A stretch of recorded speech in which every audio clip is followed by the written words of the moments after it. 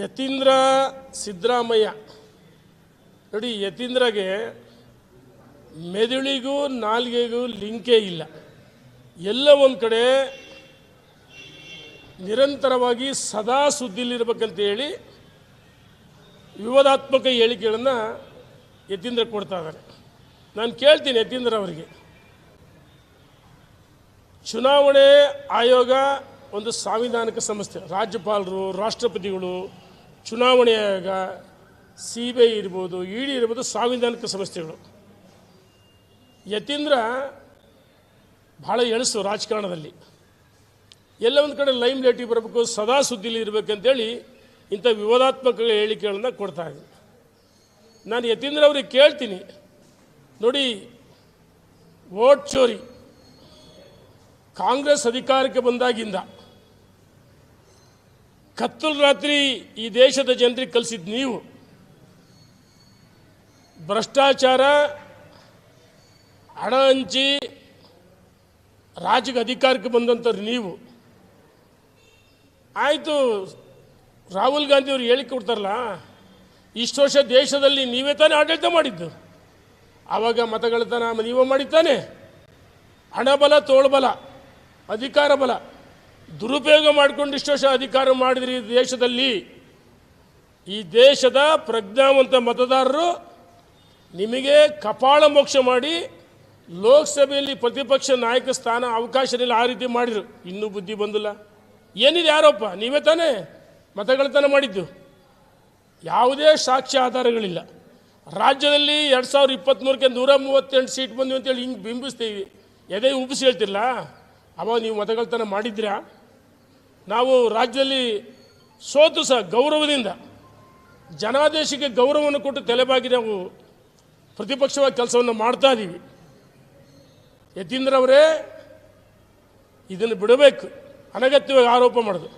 ನೋಡಿ, ಯತೀಂದ್ರ ಅವ್ರ ಅಪ್ಪರಿಗೆ ಹೇಳಿದ್ರು, ಅಪ್ಪ ನಾನು ಕೊಟ್ಟದ್ದು ಇದೆ ಅಂದರೆ ವರ್ಗಾವಣೆ. ಮೊಬೈಲ್ನಲ್ಲಿ ಮಾತಾಡಿ ಮಾಧ್ಯಮಕ್ಕೆ ಸುದ್ದಿಯಾಗಿ ಜನರಿಗೆ ಕಾಮಿಡಿ ಪೀಸ್ ಆದ್ರಿ. ಕುಕ್ಕರ್ ಹಂಚಿದ್ವಿ ಅಂತ ಹೇಳಿದ್ರಿ, ಹೇಳಿಕೆ ಕೊಟ್ಟರೆ ನೀವೇ ಬಾಲಿಶವಾದ ಹೇಳಿಕೆ ಚುನಾವಣೆಯಲ್ಲಿ. ಮತ್ತು ಕಳೆದ ವಾರ ಬೆಳಗಾಂನಲ್ಲಿ ಸಿದ್ದರಾಮಯ್ಯನವರ ಉತ್ತರಾಧಿಕಾರಿ ಸತೀಶ್ ಜಾರಕಿಹೊಳಿ ಅಂತ ಹೇಳಿರಿ. ನಿಮ್ಮ ಸಚಿವರುಗಳೇ ಕೆಲವರು ಡಿಫೆಂಡ್ ಮಾಡ್ಕೊಂಡ್ರು, ಇನ್ನು ಕೆಲವರು ಅದು ವೈಯಕ್ತಿಕ ಹೇಳಿಕೆ ಅಂದರು. ರಾಮನಗರದ ಶಾಸಕರು ಏನು ಹೇಳಿದರು? ಯತೀಂದ್ರಗೆ ಅಧಿಕಾರ ಕೊಟ್ಟದ್ದು ಯಾರು? ಮತ್ತು ಚನ್ನಗಿರಿ ಶಾಸಕರು ಹೇಳಿದರು. ಭಾಳಷ್ಟು ಜನ ಶಾಸಕರು ಟೀಕೆ ಮಾಡಿದರು. DK ಶಿವಕುಮಾರ್ಗೆ ದೂರು ಕೊಡಿದರೆ, ಈಗಾಗಲೇ DK ಶಿವಕುಮಾರ್ ನಮ್ಮ ರಾಷ್ಟ್ರೀಯ ನಾಯಕರಿಗೆ ವರದಿ ಮಾಡಿದ್ವಿ ಅಂತ ಹೇಳಿದರು. ಎಲ್ಲ ಒಂದು ಕಡೆ ಯತೀಂದ್ರ ಸಿದ್ದರಾಮಯ್ಯ ಅಪ್ರಬುದ್ಧ ರಾಜಕಾರಣಿ, ಎಳಸು, ಜ್ಞಾನನೇ ಇಲ್ಲ. ಅಂದರೆ ವಿವಾದಾತ್ಮಕ ಹೇಳಿಕೆಗಳಿಂದ ಈ ರಾಜ್ಯದ ಜನರಿಗೆ ಮಾಧ್ಯಮದಲ್ಲಿ ಸದಾ ಸುದ್ದಿಯಲ್ಲಿರಬೇಕು. ಬಹುಶಃ ನವೆಂಬರ್ದಲ್ಲಿ ಕ್ರಾಂತಿ ಅಂತೇಳಿ ಅವರ ಪಕ್ಷದವರು ಹೇಳ್ತಿದ್ದಾರೆ.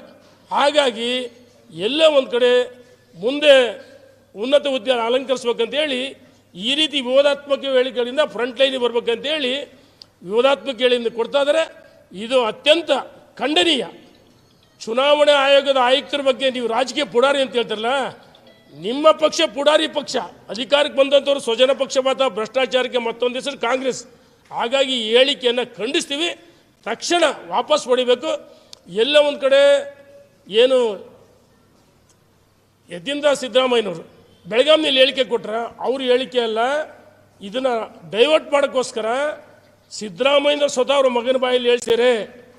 ಹಾಗಾಗಿ ಇವರ ಹೇಳಿಕೆಗೆ ಯಾವುದೇ ಕಿಮ್ಮತ್ತು, ಕವಡೆ ಕಾಸಿನ ಕಿಮ್ಮತ್ತಿಲ್ಲ ಅಂತ ಹೇಳಕ್ಕೆ ಇಚ್ಛೆಪಡ್ತೀನಿ.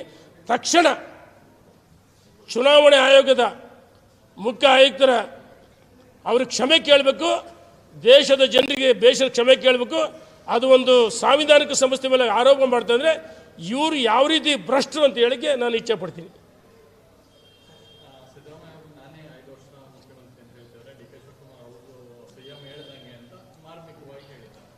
ನೋಡಿ, DK ಶಿವಕುಮಾರು ಭಾಳ ಚಾಣಕ್ಯ ರಾಜಕಾರಣಿ, ಚಾಣಕ್ಯ.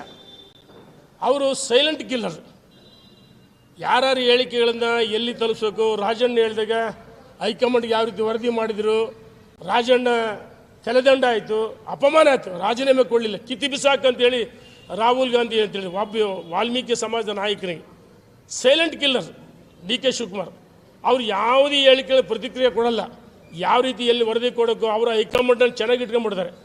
ನೋಡಿ, ದೀಪ ಭಾಳ ಪ್ರಕಾಶಮಾನ ಉರಿಯುತ್ತೆ. ಆ ಪ್ರಕಾಶಮಾನ ಉರಿದು ದೀಪ ತನ್ನನ್ನು ತಾನು ನಂದಿ ಹೋಗುತ್ತೆ, ಹಾರುತ್ತೆ. ಹಾಗಾಗಿ ಸಿದ್ದರಾಮಯ್ಯ ಎಲ್ಲ ಒಂದು ಕಡೆ ಪದೇ ಪದೇ ನಾನೇ 5 ವರ್ಷ ಮುಖ್ಯಮಂತ್ರಿ, ನಾನೇ 5 ವರ್ಷ ಮುಖ್ಯಮಂತ್ರಿ ಅವ್ರ ಮನಸ್ಸಿಗೆ ಬಂದ್ಬಿಟ್ಟಿದೆ. 100ಕ್ಕೆ 100 ಅಧಿಕಾರ ಬಿಟ್ಕೊಡ್ಬೇಕಂದ್ರೆ ಅವ್ರ ಹಿಂಬಾಲಕರ ಮುಖಾಂತರ ಹೇಳಿಕೆಗಳು ಕೊಡಿಸ್ತಾರೆ, ಮಗನಿಂದ ಹೇಳಿಕೆ ಕೊಡಿಸ್ತಾರೆ. ಹಾಗಾಗಿ ಸಿದ್ದರಾಮಯ್ಯನವರು ಭ್ರಮನಿರಸನಾಗಿದ್ದಾರೆ. ನನ್ನ ಮುಖ್ಯಮಂತ್ರಿ ಅಧಿಕಾರಾವಧಿ ಮುಗಿದೇ ಬಂತಂತೇಳಿ ವಿವಾದಾತ್ಮಕ ಹೇಳಿಕೆ ಅವರು ಕೊಡ್ತಾರೆ, ಅವ್ರ ಮಗ ಸುಪುತ್ರ ಕೊಡ್ತಾರೆ, ಅವ್ರ ಸಚಿವರು ಕೊಡ್ತಾರೆ. 100ಕ್ಕೆ 100 ಕಾಂಗ್ರೆಸ್ನಲ್ಲಿ ಅವರ ಪಕ್ಷದ ಹೇಳಿದಂಗೆ ದೊಡ್ಡ ಕ್ರಾಂತಿ ಆಗುತ್ತೆ. ಇದು ರಾಜಣ್ಣ ಹೇಳಿದ್ದು, ಭಾಳ ಜನ ಮುಖಂಡರುಗಳು ಹೇಳಿದ್ದು. 100ಕ್ಕೆ 100 ನವೆಂಬರ್ 26 ಕ್ರಾಂತಿ ಆಗುತ್ತೆ. ಬಹುಶಃ ಮುಖ್ಯಮಂತ್ರಿ ಕುರ್ಚಿಗೆ ಹಗ್ಗ ಜಗ್ಗಾಟ ನಡೀತಿದೆ. ಕಚ್ಚಾಟದಿಂದ ಸರ್ಕಾರ ಪತನ ಆಗುತ್ತೆ ಅಂತ ಹೇಳಿ ಇಚ್ಛೆಪಡ್ತೀನಿ.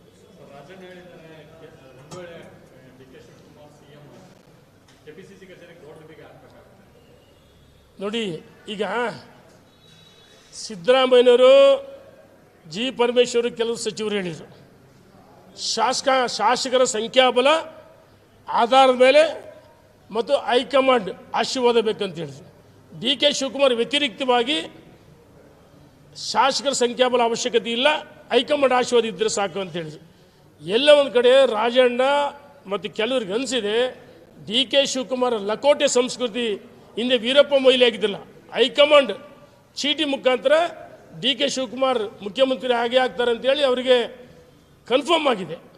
ಅದಕ್ಕೋಸ್ಕರ KPCC ಕಚೇರಿಗೆ ಬೀಗ ಆಗ್ತಾರೆ ಅಂದರೆ ಕಾಂಗ್ರೆಸ್ ಹೊಡೆದ ಮನೆ. ಅವರಲ್ಲಿ 10 ಗುಂಪುಗಳಿದೆ. ಈ ರಾಜ್ಯದ ಜನ ಅಧಿಕಾರ ಕೊಟ್ಟದ್ದು ಉತ್ತಮವಾದ ಆಡಳಿತವನ್ನು ಮಾಡಿರಿ, ಅಭಿವೃದ್ಧಿ ಮಾಡಿರಿ, ರಾಜ್ಯದ ಗುಂಡಿಗಳು ಮುಚ್ಚಿರಿ. ಇವತ್ತು ಸರ್ಕಾರ ಟೇಕಪ್ ಆಗಿಲ್ಲ, ಐಸಿವಾಂಡಾಗಿದೆ. ಈ ಸರ್ಕಾರ ಭ್ರಷ್ಟ ಸರ್ಕಾರ. ಅನಗತ್ಯವಾಗಿ BJP ಮೇಲೆ ಆರೋಪ ಮಾಡಿದ್ರು, ಪರ್ಸೆಂಟೇಜ್ ಅಂತೇಳಿ. ಲೋಕಾಯುಕ್ತ ಕ್ಲೀನ್ ಚೀಟ್ ಕೊಡ್ತು. ಮೊನ್ನೆ ಏನು ಗುತ್ತಿಗೆದಾರ ಸಂಘದ ಅಧ್ಯಕ್ಷ ಆರೋಪ ಮಾಡಿದರು, ಭಾಳ ದೊಡ್ಡ ಭ್ರಷ್ಟ ಸರ್ಕಾರ ಅಂತ ಹೇಳಿದ್ರು. ಅದಕ್ಕೆ ಡಿ ಕೆ ಶಿವಕುಮಾರ್ ಧಮಕಿ ಹಾಕಿದರು.